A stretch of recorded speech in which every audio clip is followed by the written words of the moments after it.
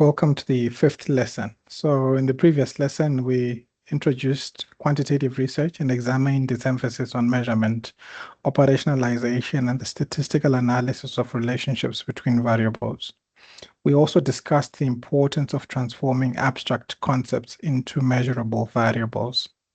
Having explored the philosophical foundations of quantitative research, we now turn to a practical question. How do quantitative researchers collect data? The most widely used tool is the survey. Surveys are very central to research in social policy and development because they enable researchers to collect standardized information from large groups of people.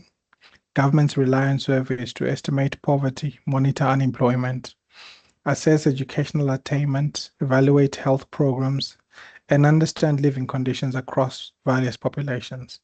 So by the end of this lesson, you should have you will be able to explain what survey research is, what distinguishes the different methods of administering surveys, understanding how questionnaires are designed, and appreciate the importance of standardization and measurement, as well as evaluate the strengths and limitations of survey research. So, what is a survey, or what is survey research?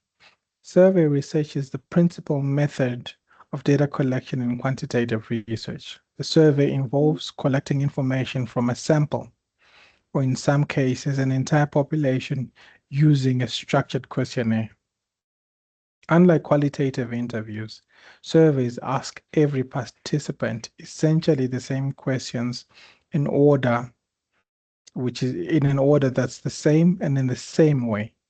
This standardization is one of the defining characteristics of quantitative research. It also ensures that responses can be comparable across individuals and analyzed statistically. Survey research enables researchers to answer questions such as what proportion of the household experiences food insecurity? How many young people are employed? What percentage of citizens trust local government? Are women more likely than men to access particular public services? Because everyone responds to the same questions, researchers can compare groups, identify patterns, and investigate relationships between variables. Surveys and social development policy. Survey research is vital in policy making. National governments regularly conduct large-scale surveys to understand the social and economic conditions of their populations. In South Africa, we have, for example, Stats SA, which conducts important national surveys, including the census, the General Household Survey, and the Quarterly Labor Force Survey. These surveys provide essential information about poverty, unemployment, education, housing, migration, health, household income, and access to public services. So without reliable survey data, governments would struggle to plan interventions or evaluate whether existing programs are achieving their objectives. So we have structured questionnaires. This is the primary instrument used in the structured questionnaire. It's the primary survey instrument. Unlike qualitative interviews, where participants are encouraged to elaborate on their experiences, structured questionnaires require respondents to select from predetermined responses. These might include yes, no, multiple choice questions, numerical values, rating scales, categories such as age groups or income brackets. Because every respondent answers identical question, researchers are able to convert responses into numerical data for statistical analysis. The questionnaire therefore becomes the bridge between the abstract concepts and measurable evidence. There are some key considerations you need to be mindful when designing a good questionnaire.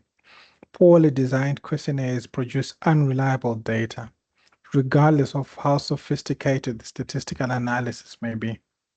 So a good questionnaire should ask clear and unambiguous questions, avoid technical language where possible, avoid leading questions, ask only one question at a time, present questions in a logical sequence, and use response actions that are mutually exclusive and collectively exhaustive.